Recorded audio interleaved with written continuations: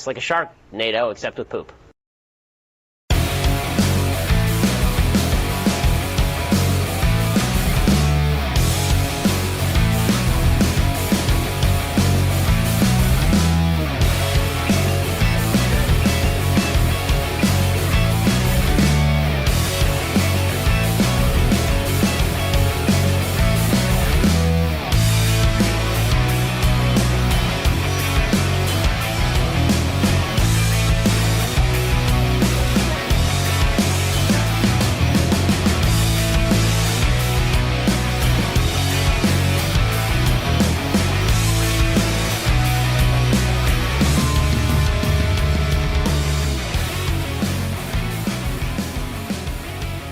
Around the nation, Waldorf Nation. Hey everybody, welcome to the show. It's Tuesday. It's beginning of the week still. And we got some news. We're talking about some news stuff. We're gonna do that. Oh, that's interesting stuff. Just reading some of the comments here already. Welcome to everybody who's joined in. Please like shit stream if you haven't already. Very helpful to us. So I'm just trying to make sure, like, is my mic coming in a little hot? It feels like it's coming in a little bit hot. It feels like I need some adjustments here. I'm just not sure. Because yesterday I looked at the recording and it was hot. So like it feels like I need to dial it back just a little bit here. Hopefully that helps.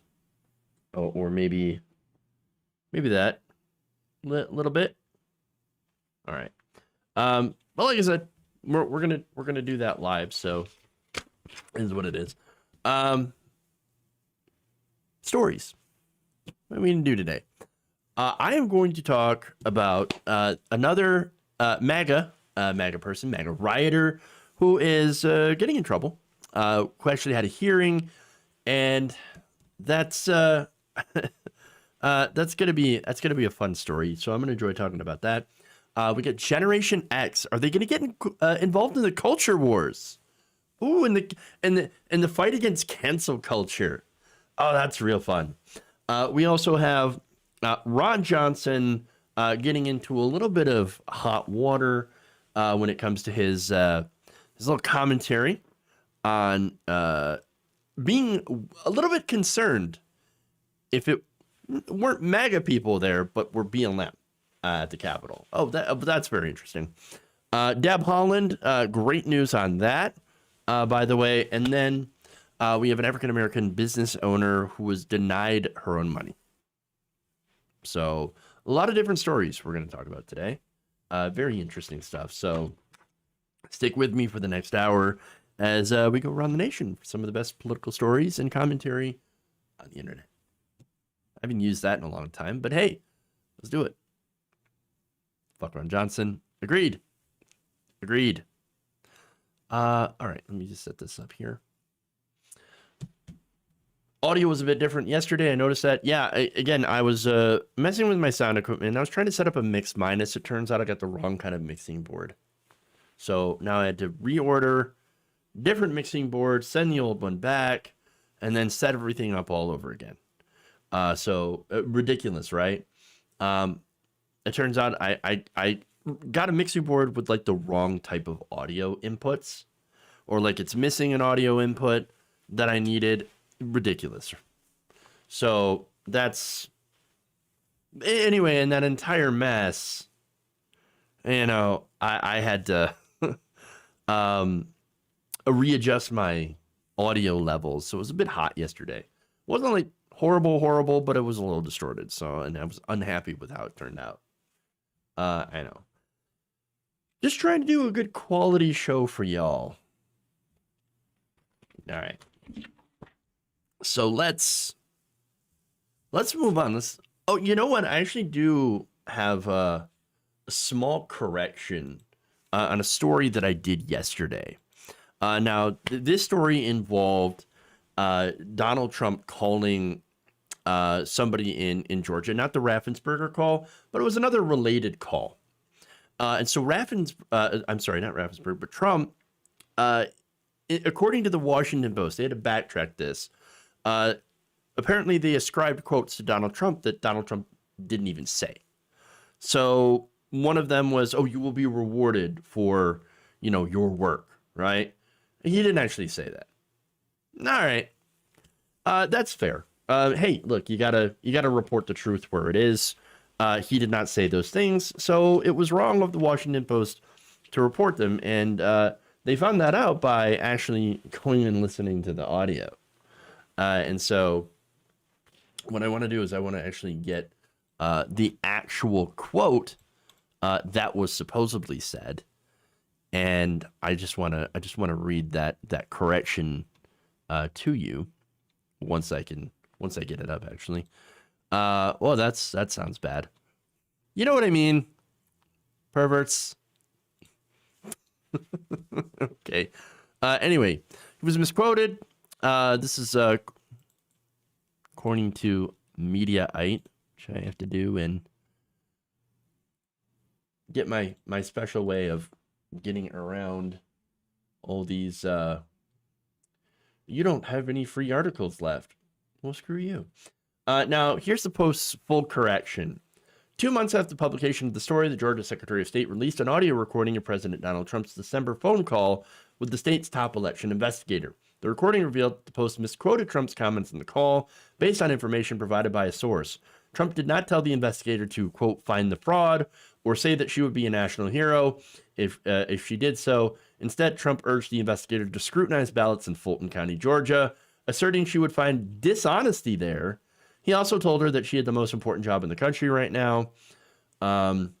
So the headline in the text of the story has been corrected to remove quotes misattributed to Trump. So, all right. So I did that story yesterday. That's why I'm reporting on the correction. Trump, yes, was misquoted in that. But understand that, again, this was part of his effort to overturn the election. So that was a whole part of this thing. Okay.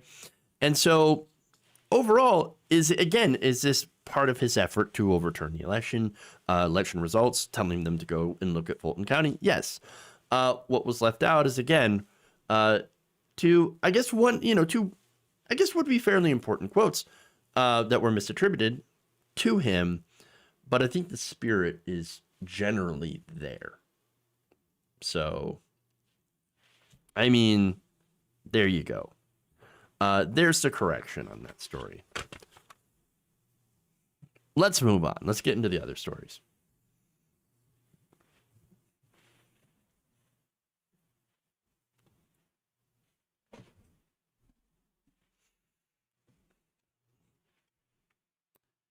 The hearings continue for those involved in the January 6th Capitol riots. The most recent one, of course, involves somebody who's part of the 3%er movement, a man named Guy Wesley Reffitt. Now, on Monday, Reffitt was involved in an emotional 2-hour hearing over his request to be released pending trial for his part in the Capitol riots. Now, Reffitt is originally from Texas and had been turned into the FBI by his 18-year-old liberal son, Jackson. Now, the son and his 16-year-old sister had reportedly been threatened by their father if they had went to authorities. The son was like, you know what? Screw it.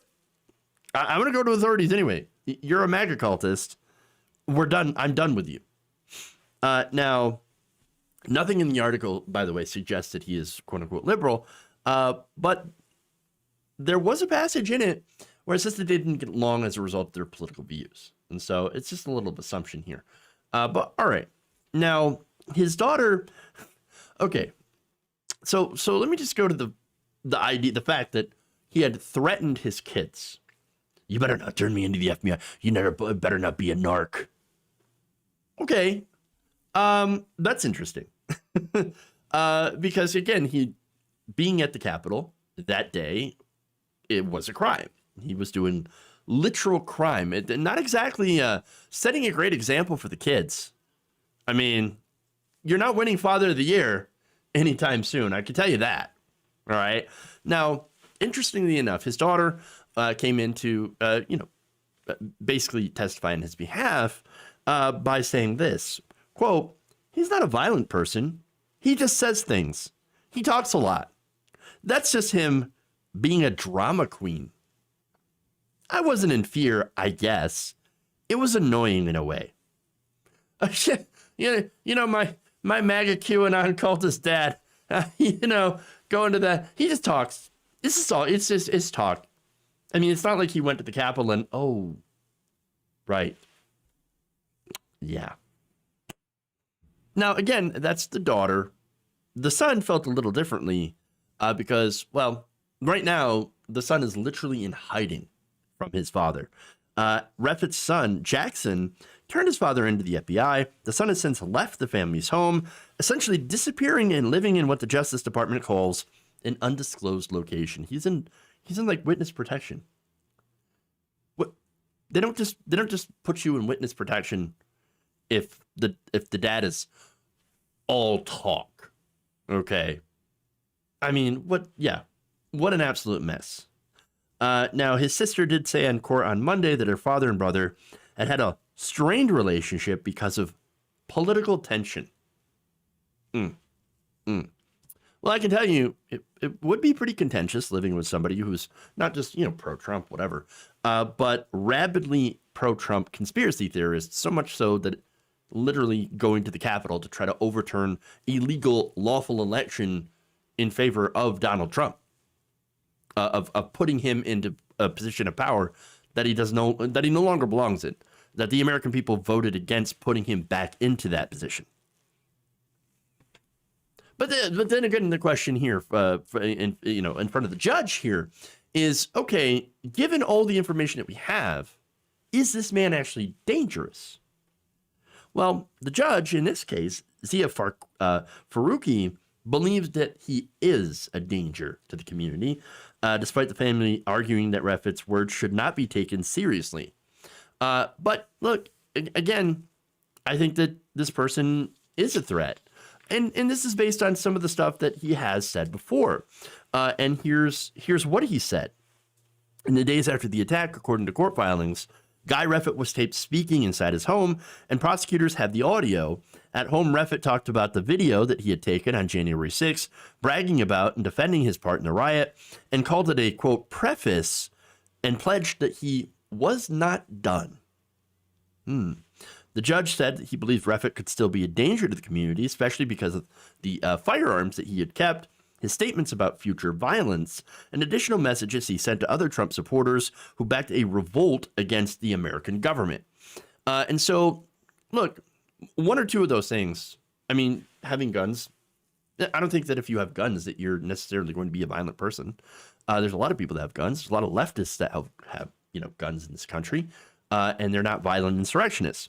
But when you start to put things over together, and sometimes the Tree of Liberty, whatever, and you get conservatives saying that all the time, even though generally for the most part it is just BS and they're just, messing around or whatever, trolling or just being ridiculous jackasses. But you start putting all this stuff together, guns, anti-government sentiment, literally being on, at the Capitol during that time with zip ties and a gun.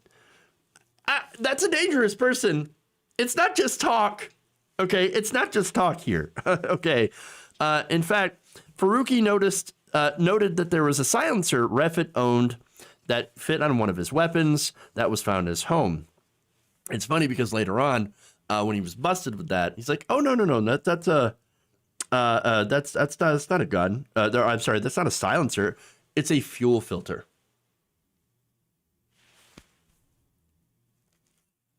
Yeah. It's a fuel filter. They'll buy that. Of course. Yeah. Great. Now, Refet and the other three percenters had driven to Washington in early January. He had brought with him his AR-15 rifle, as well as a pistol. Prosecutors also say Refet, who was clad in body armor as well, carried the pistol and plastic cuff restraints as he advanced on a police line, protecting the Capitol. When investigators later searched his house and found the weapons, again, that's when he told police said, or investigators, no, that silencer, that's not a silencer. That's a fuel filter. What are you talking about? He also allegedly wrote to other 3%ers, prosecutors say, over a messaging app about taking the Capitol again for a second time. So, all right, look, the family wants to call it talk, but there was also action. And by the way, isn't it all just talk until something happens? I mean, that's kind of the way that I see it. All right.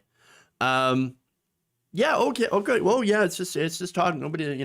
Oh, I could never see them being violent until they are. Yeah, but in this case, we've got quite a few. It looks like quite a few red flags. A little bit of warning here. That looks not so good. That it seems like this person happens to be pretty radicalized, and so I think that it's too much risk to let this person go free. I get the family not wanting to believe that their family member, their father, brother, husband, whatever, that person could be violent, and yet the son, since he's in protective custody, is absolutely believes that he could be violent, and so definitely talk the talk, and as far as going to the Capitol, walking the walk, which is dangerous. One more thing here. So now Judge Faruqi is well aware of, I think, the emotional strain that this is putting on their family. And I just want to read the quote on that. She said, "My heart is broken. I see people in your family suffering. I see an American family suffering. It isn't an easy thing to say, but I think it's what the law requires in this case. It's clearly caused a tremendous burden to your family." Well, true.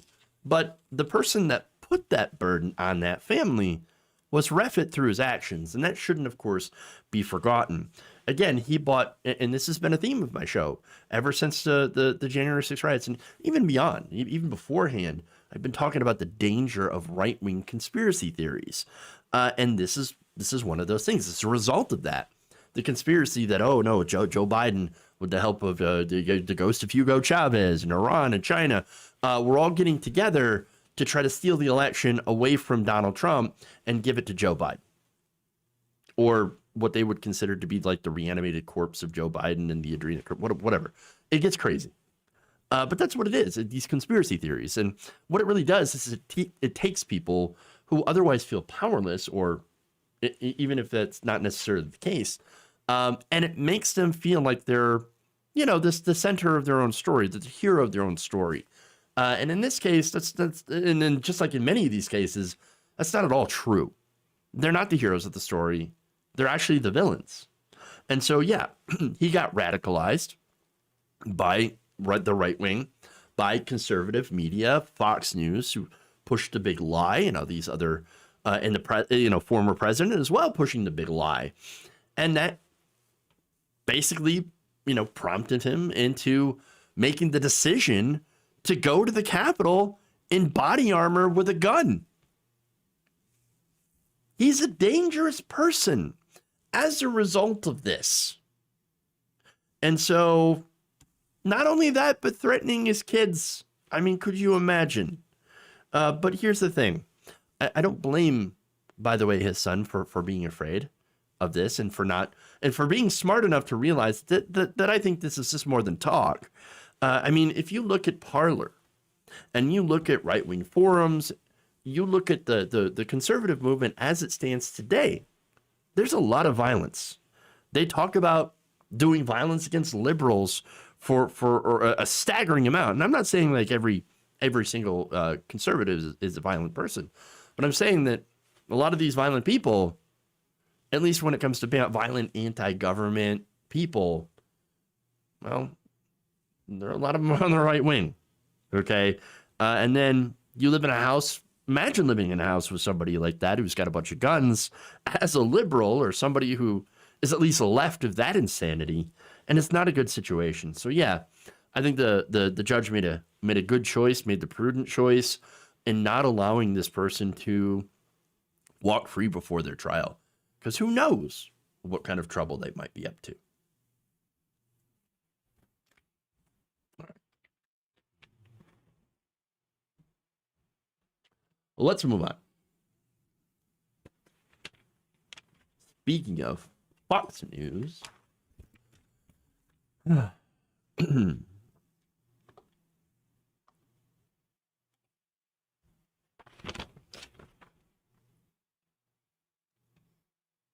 just don't mind me.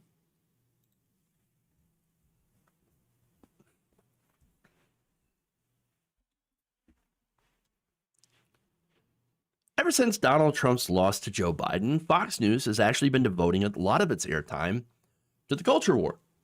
I mean, that's essentially because of the whole point that covering Joe Biden's kind of boring. Nobody's really interested in any of the conspiracy theories or whatever that people are bringing up about Joe Biden. Like, I haven't heard a mention of Hunter Biden in a while. So what is Fox News doing? Well, they're devoting segments to Dr. Seuss and WFP. And so that's what's going on. So they've been covering the culture wars, the cancel culture, quite some time. And so what they're talking about is Dr. Seuss. Oh my God, they're coming for Dr. Seuss. Well, no, they didn't actually. Who's they, for one? The woke mobs. It's the woke mobs that went for Dr. Seuss. No, in reality, there was no woke mob. The publisher decided, of their own volition, to stop publishing certain books that nobody buys, nobody really heard of, and who even Dr. Seuss was kind of ashamed of because of that insensitive imagery, racist imagery inside of their books. And so, yeah, they decided we're not going to take them off the shelves, but we're just going to stop publishing them because it's a waste of time. It's a waste of money, and it looks bad on us. So we're not going to do that anymore. But, okay. So there's that.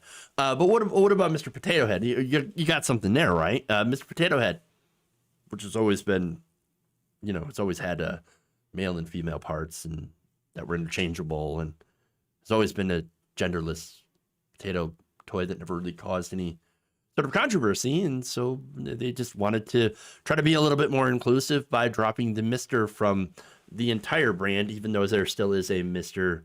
and Mrs. Potato Head. So, okay. All right. Yeah. Okay. So there's that. What about Pepe Le Pew? Anybody ever watch Pepe Le Pew? I mean, when you're a kid, you don't really notice it, but later on coming in, it's like, hey, this guy's kind of handsy. Little bit of a rapey vibe there, but okay. So again, conservatives look at this and they're like, cancel culture, out of control. How dare they get rid of a kind of rapey cartoon skunk? Now, so out of control, by the way, that Fox News is trying to call in the cavalry. Generation X. Gen X. Okay. So this is according to HuffPost. Over the weekend, author Matthew Hennessy had recently wrote a column in the New York Post calling on Generation X to fight the cancel cultures. Now, Senator Ted Cruz, of course, picked this up. He decided to share a link to the story. And as a result, because all of this happens in a bit of a chain, right? So you get some, well, I'm not saying New York Post is obscure, but sometimes, they'll pick up random obscure posts from random obscure conservative outlets. One politician will pick it up, they'll share it. Fox News will then pick it up and also share it. And so that's kind of how it works, right? They kind of amplify each other in the sphere, in the conservative sphere. So that's what happened in this case. And so as a result, Fox News ran a story, and I can't show you because they decided to use music that would that's copyright. You know how YouTube laws are. And so let me just tell you what it said. This came from Fox News correspondent Jillian Turner. And she said, cancel culture spreading like wildfire. There's a call for Generation X to lead the charge to save America from the social media mob. Can they do it? The short answer is no. The longer answer is they don't actually care about the cancel culture. They're not interested in fighting this ridiculous cancel culture fight, right?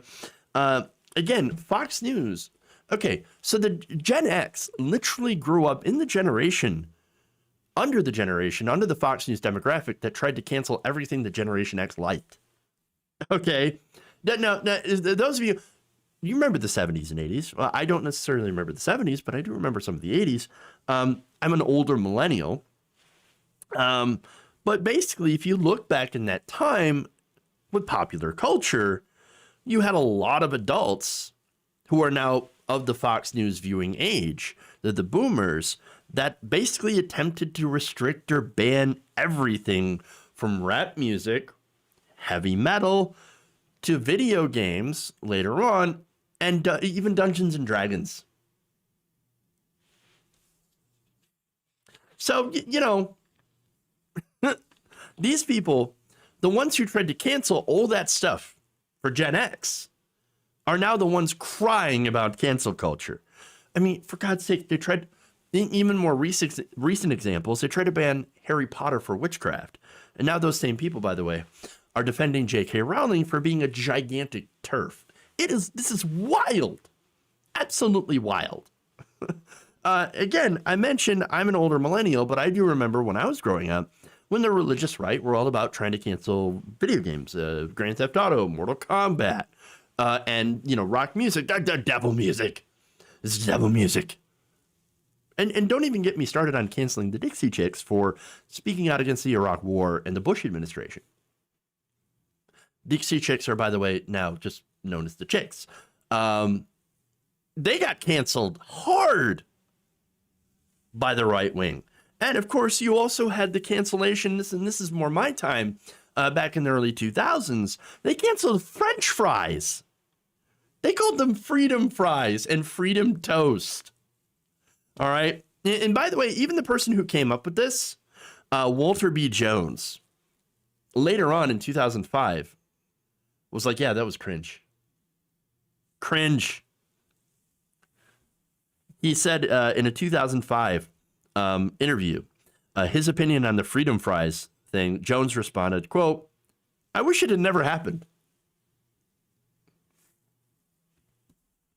But please, tell me how cancel culture is out of control and it's the left woke mobs that are doing it.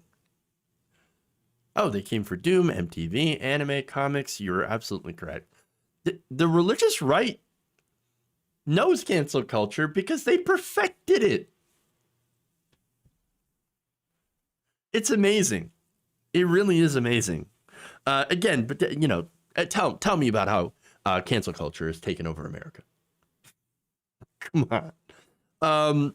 But look, when it comes to the companies, and this is a big thing on the right now, is look at all these woke companies. That's what they're doing. They're just doing it to be woke. Go woke, go broke. Okay, but here's the thing: these companies, we live in the system called capitalism. I don't know if you know that, and I'm sure you do. And so capitalism, part of that point of being a corporation, is wanting to make money. And so companies will take a look at the culture trends and they'll go, hey, you know what? Maybe my logo's a bit outdated, or maybe this is not doing so well in these particular markets. Why don't we change things up? Why don't we try to make things more inclusive? Turns out trans people have money, and we want a piece of that. Gay people have money. We want a piece of that. So what we're going to do is we're just going to make these decisions based on what we think is going to go better for our brand, and appealing to gay people or trans people, black people. Turns out that actually will help us in our bottom line. They don't really mean it. I mean, yes, they're doing the right thing, but understand that what they're doing it for is just to get money. and so those like, let me give you an example. Aunt Jemima, right? Uncle Ben's. So they look back and they think, the history of Aunt Jemima. And I actually gave I did a video on that a while back, on how that was basically started from a caricature. And the person who was, Aunt Jemima, was playing a literal character. And so you get into the past and look at how that came about. You think, yeah, maybe that's not such good luck. Maybe I should go back and do something like maybe you do a little rebranding, which is totally fine when it comes to companies. They rebrand all the time in order to try to fit more cultural trends and to ultimately do better in capitalism.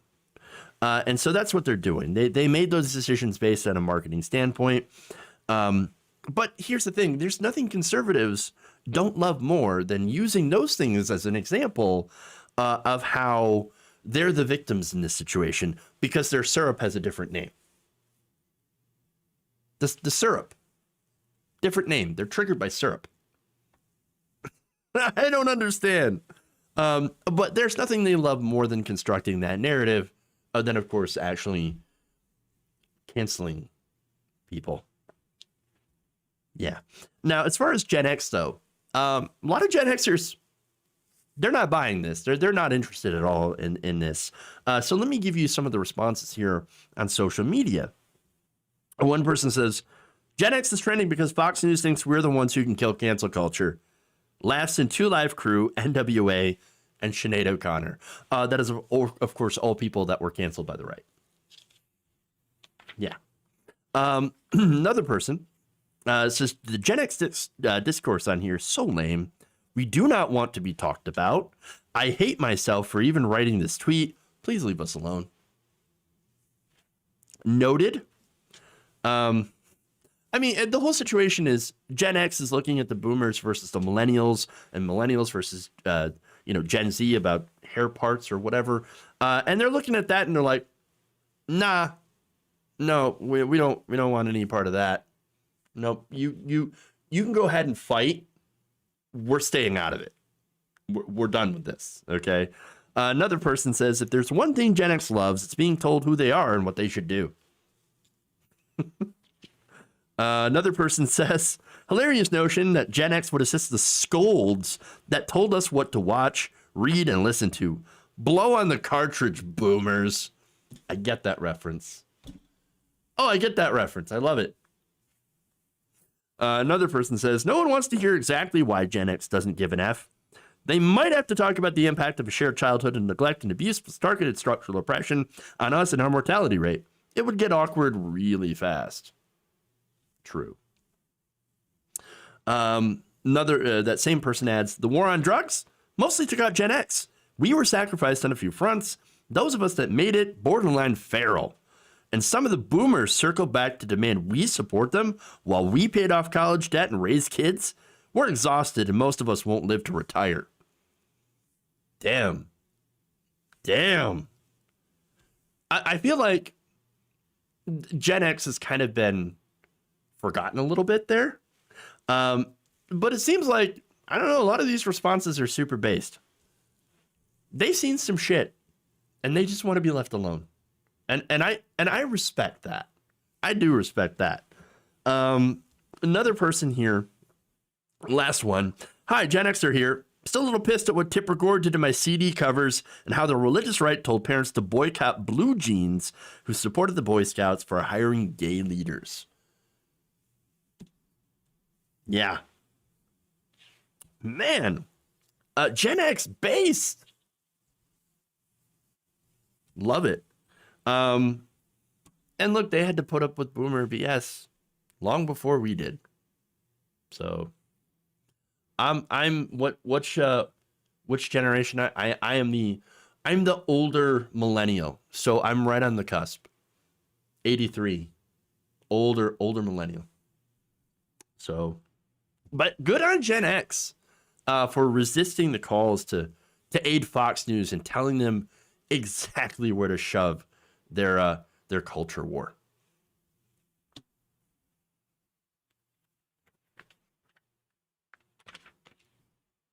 Good stuff.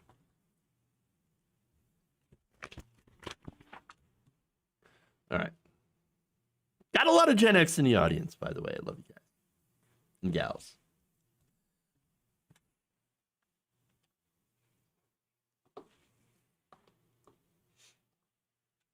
Moving on.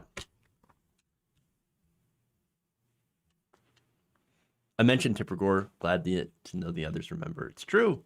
It's true. Got so much here. So much. You know what? Now, before I get into that, there's a lot of super chats that I want to read here. LA, thank you for the kind $10. I will keep up the good work. Thank you. Imagine threatening a parent threatening their kid. Horrible. Parents threatening their kids is too common in the U.S. Also horrible. LL says it's almost as if these people have no real beliefs or values. They just want to be outraged. They almost took Daria from us. Oh, yeah. They came for our action figures and dolls. How do you think we got the parental advisory stickers? Yes. Oh, no. I remember when they, when they went after the video games. Was it Jack Thompson or whatever? That guy? Oof. So, yeah. Again, Dungeons and Dragons, Harry Potter. I mean, there's probably things that I've forgotten. There's things that I have forgotten that they have tried to cancel. But again, Republicans, that's what they do. The conservatives and the religious right have been trying to cancel everything that is fun and everything that does not fit their, very rigid. Oh my goodness. Right now, Fox News is like, we need to cancel WAP. So, I mean, yeah. Lieberman was behind the SRB ratings. Okay, and so Democrats, by the way, not exactly the most liberal people in the world, but Democrats have also went after video games and blamed them for violence. Ed Schultz, bless his heart, he was one of those people, and I went off on him back when he was alive. Again, Ed Schultz generally was a pretty good person, very progressive when it comes to labor. Interviewed Bernie Sanders, and there was this whole thing about MSNBC not allowing airtime to be given to Bernie Sanders during his run, but still, Ed Schultz, the one thing that I disagreed with him on, or I should say, one of the big things. He went after the video games and said that they cause violence. Ridiculous. Not at all true. And I hate it when well-intentioned people, because Ed was well-intentioned, of course, looking at gun violence and thinking, no, it must be the video games too. No, nah, y'all, nah. Yeah, again, even well-intentioned progressive people looked at the violence and said, we got to do something. Maybe it's the video games. But it never was. And maybe now, or maybe back then, we didn't have the studies, and of course that proved that there was no correlation to causation when it came to video games and violent outbursts. But we do now. Ed Schultz would have turned around a lot of things if he'd lived longer. I mean, he definitely was not in favor of the Democratic establishment. All right, but anyway, yeah. Let's move on.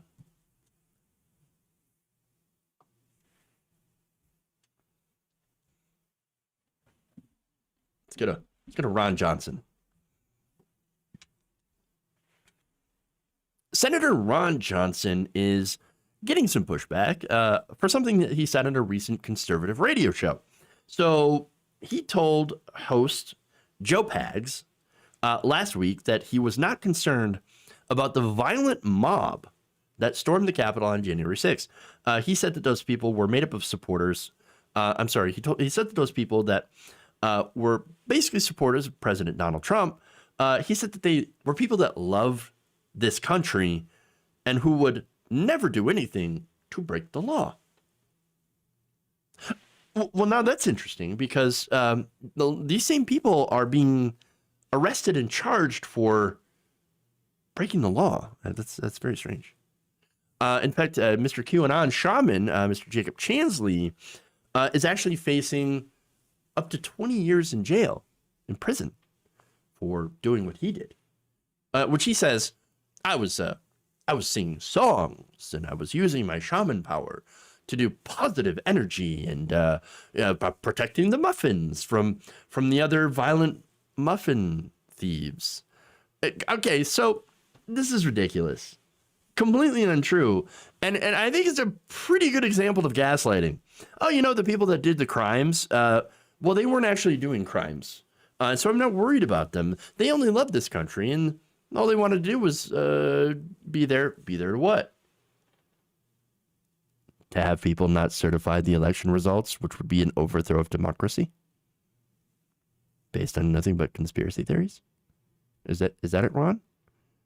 You gonna finish the sentence? Can you finish that?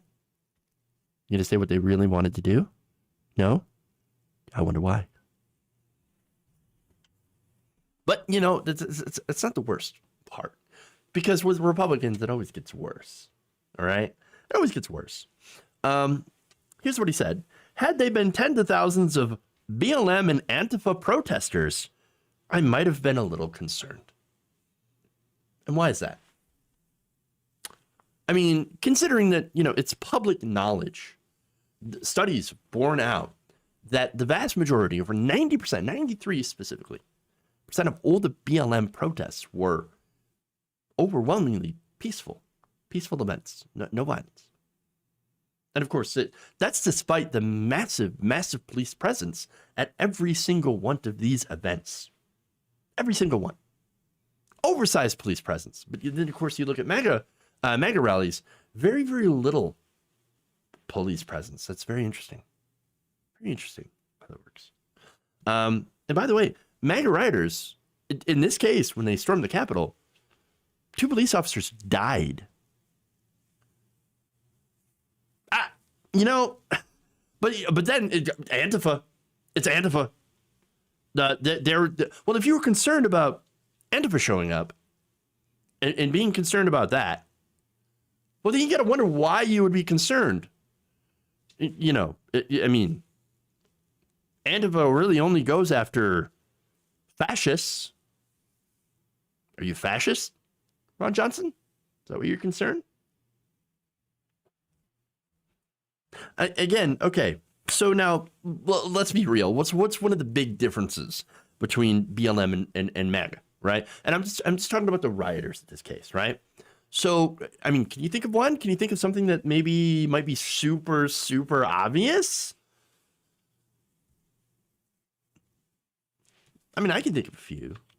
But, okay, since his comments were published, Johnson has just been aghast that somebody would think that what he said might be construed as racist.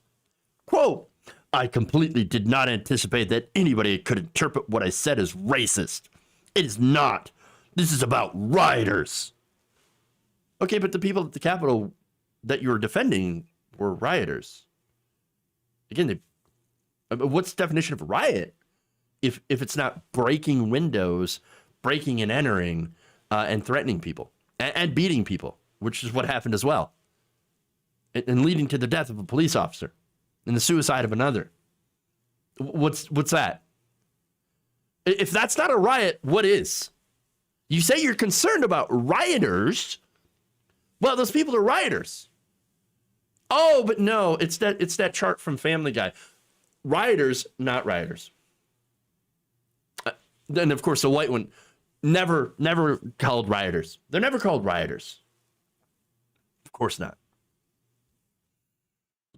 And then, here's what he had to do, right? So he goes to the Wall Street, he goes to the safe place, right? It's a safe space in the Wall Street Journal to write an editorial, to write an opinion piece. Here's part of what he wrote. He said, I told Joe Pags the truth. I honestly never felt threatened on January 6th. I wonder why that is. Why did he not feel? I mean, again, the MAGA mob. Is it because, well, they saw the MAGA mob as just like him on his side? I'm just saying that the violent MAGA mob, if you're not upset by that, and yet your colleagues were running for their lives, is being escorted out, that says something.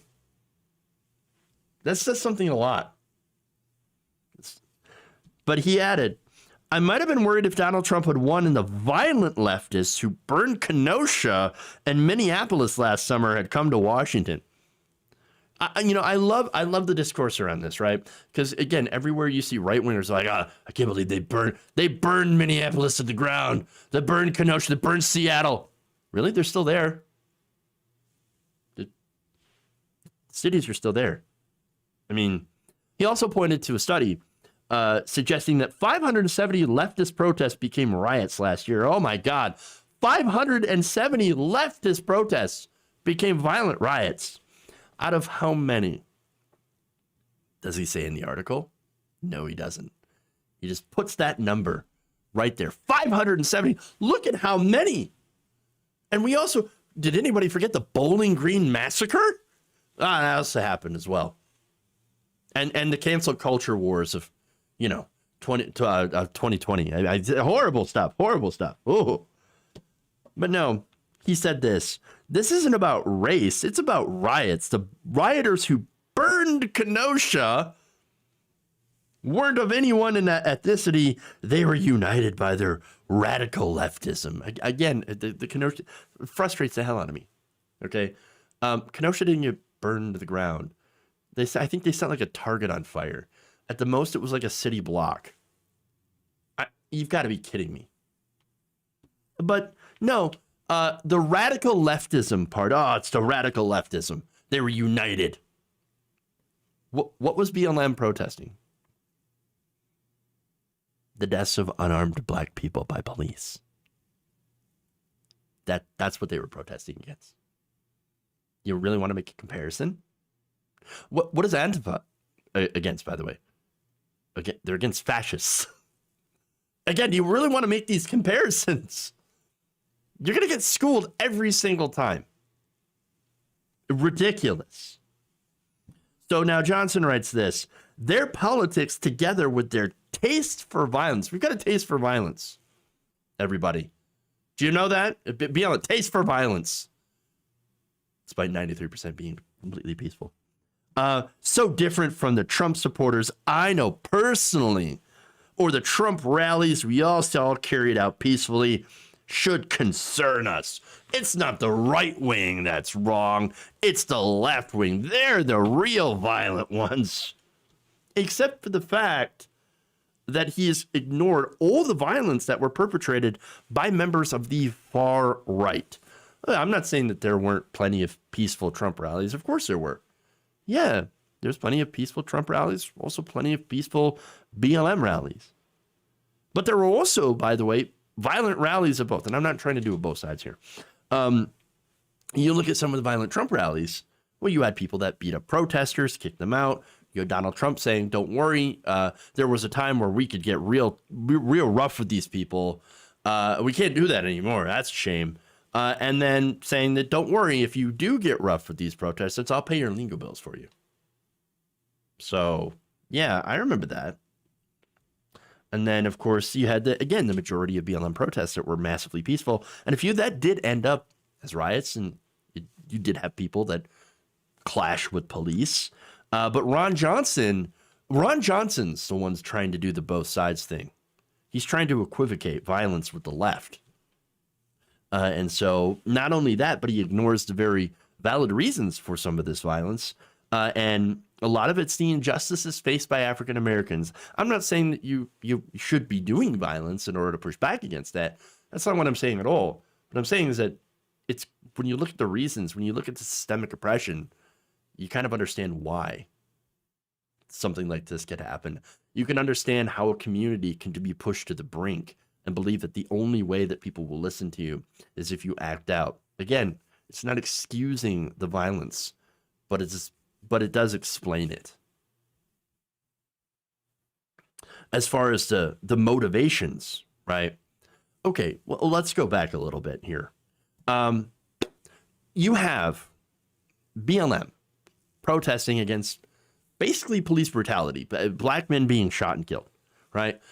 And then you compare that to some of the rallies on the right wing, some of the defenses they rallied to, right? One of the big ones was the Bundy clan. You all remember the Bundys. Well, what they wanted to do is their big beef with the government was the government saying that you can't graze on public land. That is, cattle were grazing on public land, and they didn't want to have to pay for the grazing rights. And by the way, grazing, again, that can destroy land, valuable land. And so there was a contention there. It got to the point where there was an armed standoff, and Bundy and the Bundy clan people were shooting at federal officers, firing weapons. So, I mean, you want to go here which one is more violent, and which causes seem more worthy than others for it to escalate to violence. Well, and again, I'm not advocating for violence. I'm just saying that the side that the right wing seems to fight for, the things that they do tend to be basically pretty selfish. Whereas not wanting to be shot and killed by police officers and have your communities over-policed and over-criminalized. I mean, you know what I'm saying? And this MAGA mob, going back to them in the Capitol riots, what they wanted to do, they weren't fighting for any sort of justice. What they were fighting for really is to overturn an election because they were salty that their guy lost. And that's really what it was. Not real justice. No comparison here. They're not equal. They're not equal. And again, going back to Johnson's data point that he's like, 570 violent mobs. Oh my God, in these protests. Well, he forgot to mention that that's out of a total of 10,600 demonstrations. Overwhelmingly peaceful. Overwhelmingly. By contrast, there were 3 major pro-Trump protests in the 2020 election in Washington, November, December, and January. Those ultimately involved participants later engaging in acts of violence because they were spurred on, of course, by the president. So there's that. But he continues to claim that his critics, quote, failed to see the damage they do by pushing a narrative designed to portray the 74 million Americans who voted for Mr. Trump as potential domestic terrorists or armed insurrectionists. That, of course, is a big, giant straw man. That's what it is. Like, nobody believes that 100% Trump supporters are violent insurrectionists. That's ridiculous. If you do, I'm sorry, you're wrong. But the thing is that 100% of the violent insurrectionists that were involved here in the Capitol riot were Trump supporters. He's got to see that he's being disingenuous. Of course he knows. He knows. He's lacking the nuance. He's playing the Fox News game to his own audience, to his own base. And more importantly, he ignores the actual threats from the far right by pitting all the violence on the left. When they're of course, this is not an even thing. This is not equal. Far right is actually responsible for the majority of domestic violence in this country. According to a new report by a think tank, the Center for Strategic and International Studies, they found that white supremacist groups this year were responsible for about 67% of all terrorist plots and attacks in this country. They were responsible for 41 of the 61 attacks and plots. 67%. It's over 2/3. Now, the same report talks about left-wing groups. Well, obviously, you can't be bigger than 67%, right? Well, these far left groups, including what they consider anarchists and anti-fascist organizations, they say were responsible for 12 attacks and plots this year, or about 20% of the total number, up from 8% in 2019. Now, Antifa itself is an ideology, not a centralized organization. Hate to tell you that, but there is no central Antifa, branch that people report to. But you get the point. The sides aren't even close. And he knows it. Ron Johnson knows it. And Ron Johnson don't give a damn. He's going to keep magging because that's what he does. Many of the rats had boogaloos impersonating Antifa. Oh, yeah, that's another thing they love to do. All right. Moving on here. God, maybe I should save the good news for last, huh? There is Antifa organizing, but it isn't what they say it is. Yeah, I mean, there's a difference between people who have the same ideology that are like, hey, let's get together and do a protest, and actually it being an organization, as in like, all right, come to Antifa headquarters, and here's what we're gonna do. All right. No, the whole thing is just ridiculous. The Inspector General of Antifa. All right. So let's move on. Wait, there is good news? Yeah, I know.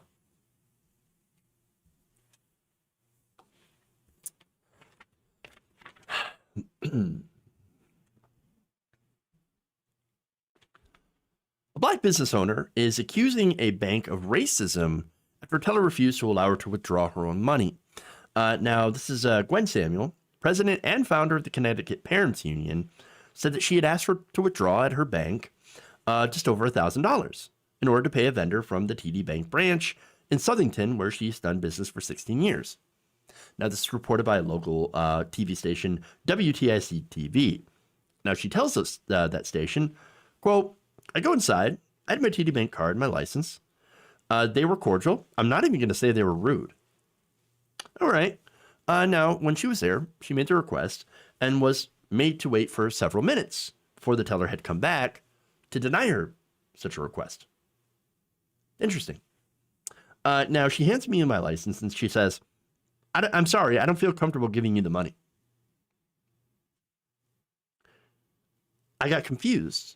And so I said, you don't feel comfortable giving me the money? And she said, well, you just deposited the check yesterday.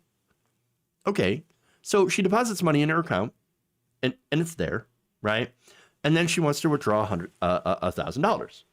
Again, it's her own money, right? And the teller says, well, I'm not comfortable giving you the money. Your money. I'm just not going to do it. Okay, but okay, maybe you think that maybe there's a problem. Maybe it didn't actually show up. Maybe it wasn't verified. Maybe there was something wrong with it, right?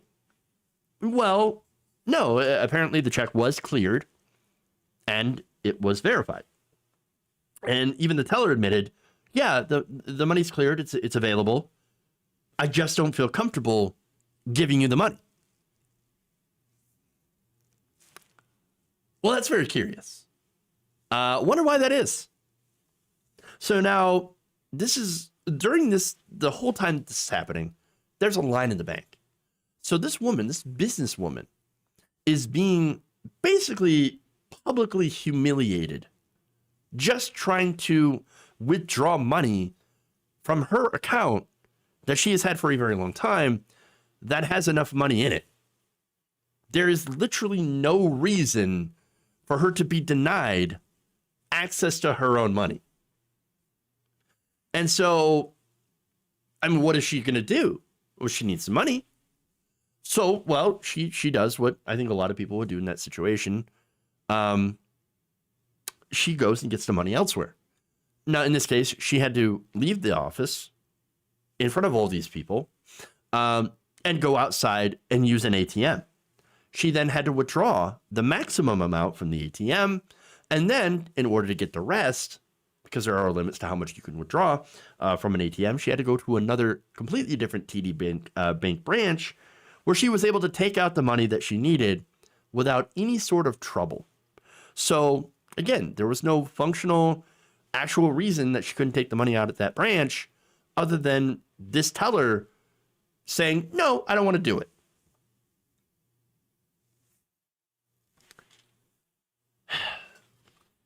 This is the problem. And by the way, this doesn't apply to every single case, obviously, or every single ATM, but sometimes ATMs will charge you astronomical fees for withdrawals. I try to avoid ATMs for that reason alone, even though there are some banks that don't charge you for using their ATMs, whatever. But along with that, she had to do a bunch of extra steps just to get her own money out of her own account And that is unacceptable. I've never heard of anything like this happening to anybody. Now, of course, as I'm going to likely see in the comments, there are people that are going to have similar stories like, oh yeah, no, I had this happen to me. And this is the problem. See, for people of color, this is the Black experience in America. It really is, where there is implicit bias against Black people and over such little mundane things that, people like me, if people who look like me, take for granted. But there it is. It happens. It happens. The teller could not have any actual reason why they would deny her access to her own money. She just felt uncomfortable. And why did she feel uncomfortable? Well, the likely answer, of course, is that it had to do with racism. Now, as a result, here's what she did afterwards. She's considering moving to another bank, which for me, I would go to a credit union. That's just me. I always try to unbank from bigger banks and bigger corporations and actually go to a credit union. That's what I do. But she's also, after considering moving her bank, she also decided to notify state and federal lawmakers about the incident and file a complaint. Now, TD Bank responded to this by expressing regret for the treatment she experienced. Here's her statement. The security of our customers' accounts is a top priority, and we regret that specific reasons why the transaction could not be completed may not have been explained to Ms. Samuel at our Queen Street store in Southington. For what reason? What was there to explain? She didn't have access to her own money, and it's not because there was a problem with her account or with the money. So, I'm sorry, this is already a BS statement. There's more. Due to privacy concerns, we cannot discuss the account activity of particular customers.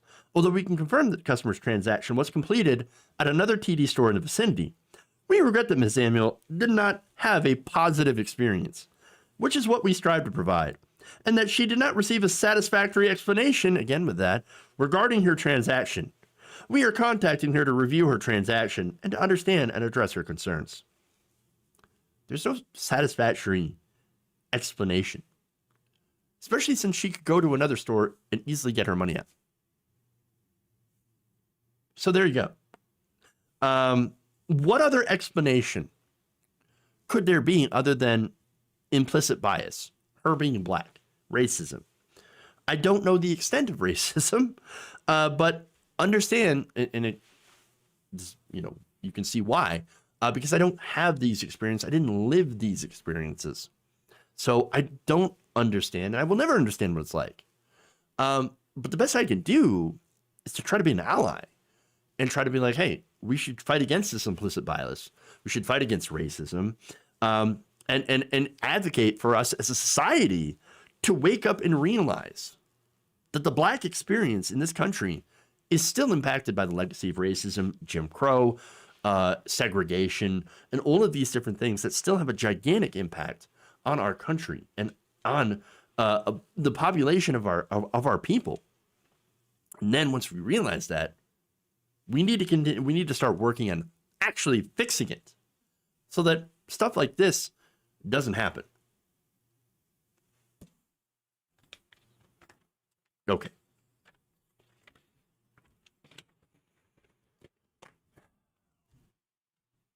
They're saying she doesn't understand how banks work. Oh, that is so. Oh, that's even dirty. I didn't think of it that way. Oh, that makes it worse. All right. One more here. This is actually, we're going to end on the good news.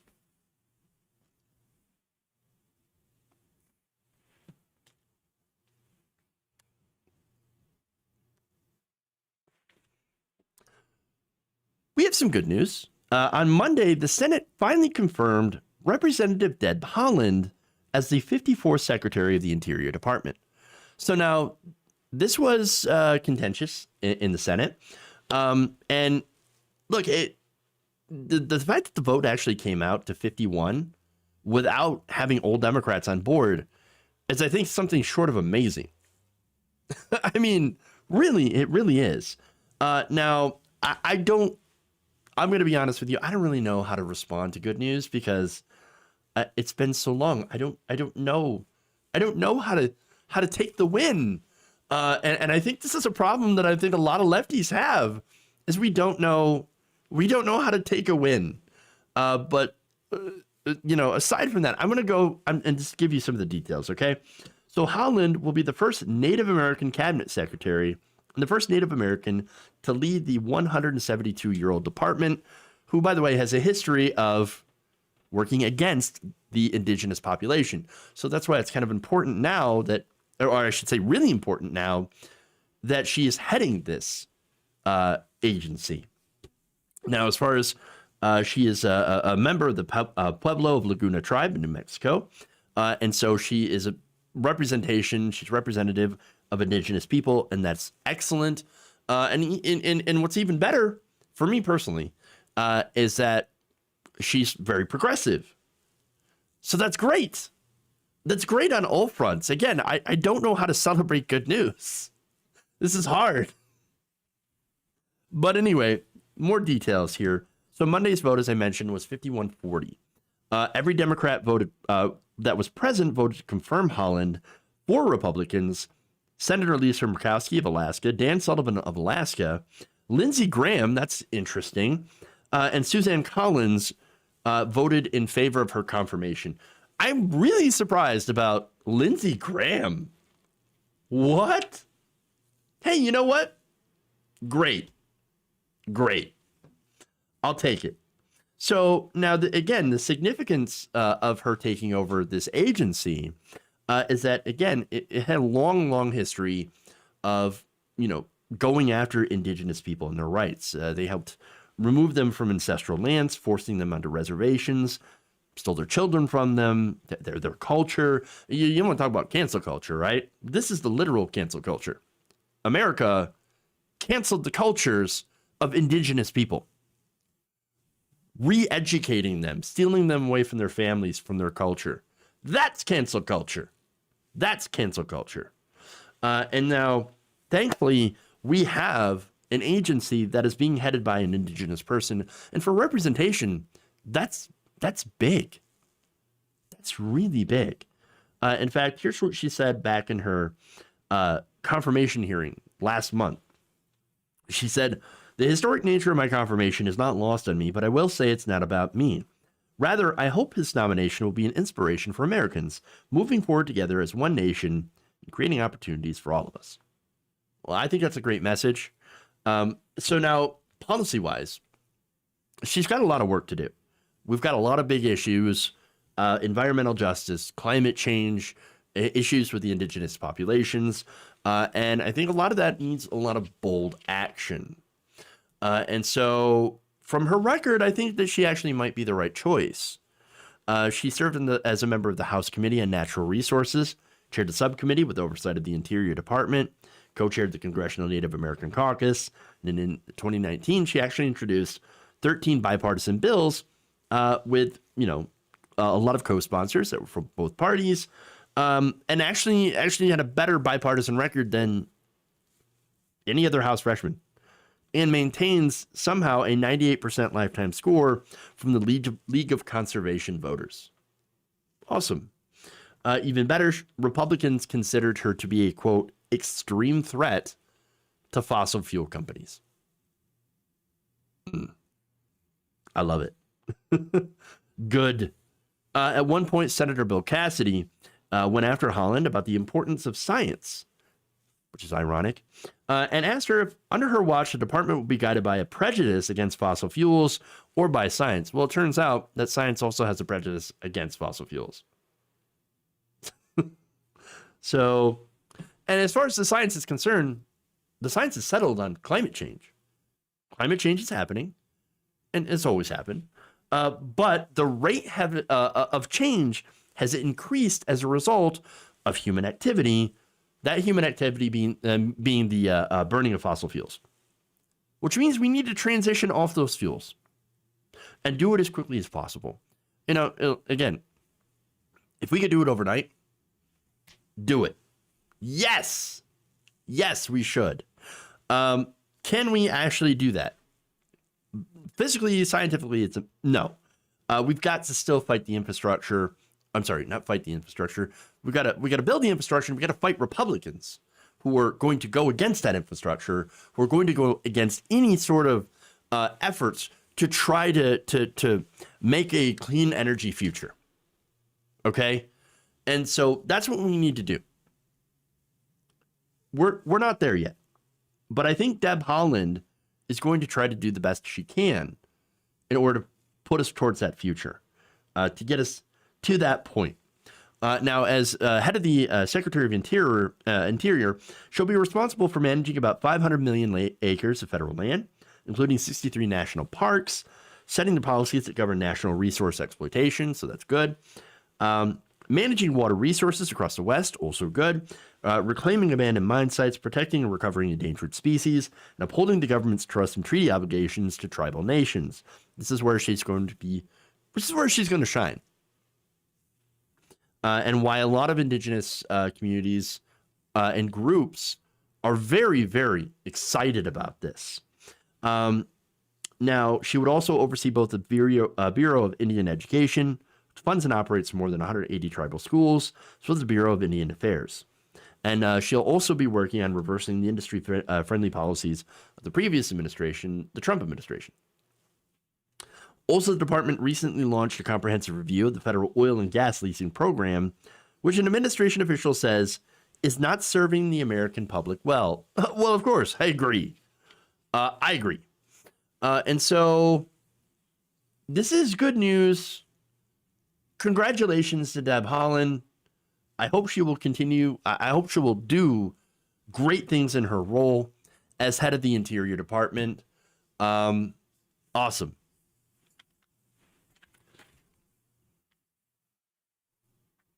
Yeah, some green energy depends on highly polluting supply chains. For example, lithium in the batteries, in solar batteries. And that's a good point. Extracting lithium, by the way, not good for the environment.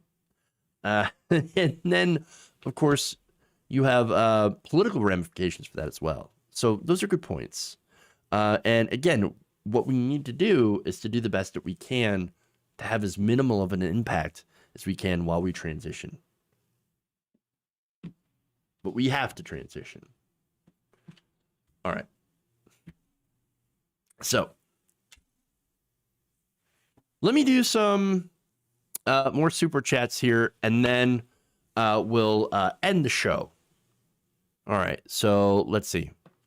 Let's see. I'll never forget for kids for ruining anime dubs. So yeah, Alta Abstract says, oh no, the slagger generation's lacking. Most Gen X won't fall for the banana and tailpipe. Never forget. Elwell says, us older established folks should be lifting up and changing things so that young people can believe in the future, actually have some hope. We don't have any hope. Millennials and Gen Z don't really have any hope anymore. We know it. But hey, that would be great though. If Ron Johnson needs a new job, Brazzers will hire. I don't know. I don't know. It might have some. Did have to have some pretty low expectations. Just saying. And thank you. By the way, a very kind donation from Dr. Zippy McScoots. Says Ron Johnson says he wasn't afraid. Funny that reports state that several white Republicans literally broke off table legs to use as defensive weapons in case the rioters got into the secure area he was in. No, I'm not that much of a doomer, y'all. I just know that we really don't have a lot of hope. We're just, it's realism. We're realistic. Yeah, what's the hope of you speak of? It's true. All right. Anyway, thank you all for in the incredible super chats, by the way. Really appreciate all the love that you all are showing. I want to also go here and thank Tempedan918 for subscribing for 3 months at tier 1. Thank you so much. They're seriously still on about Dr. Seuss. Oh, yeah. The Fox News, I can guarantee if you tune into Fox News, they're either covering WAP at the Grammys or let me just go back here. Wet ass P word. That's what they're covering. That and the Grammys and Dr. Seuss. Guaranteed. Guaranteed. Who am I going to rate? I'm not sure. Who's on? Who's on? We got the Antifada. We got the Surfs. And we got Hassan. The three of them are playing video games, though. And so we got the Surfs, who are not playing video games. So should probably do a Surfy raid. And I need to find other people, other based individuals to raid as well around this time. All right. Again, thank you all. I love you. I appreciate you all. Thank you so much. We will see you tomorrow for another excellent stream. Thank you all. And remember, like and share. Like and share. Share the videos. Thank you so much. And we'll see you tomorrow. And remember, change begins with you. Good night, nation.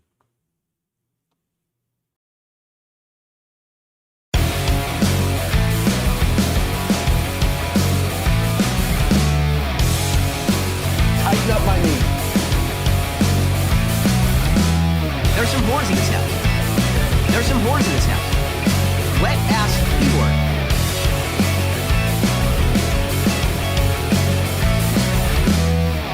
Give me a break. Please clap.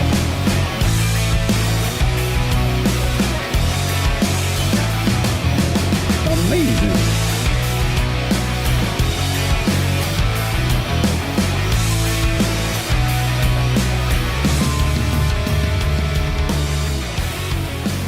Why, you're getting nervous, man. You're kicking me out the door. You're kicking me out the door.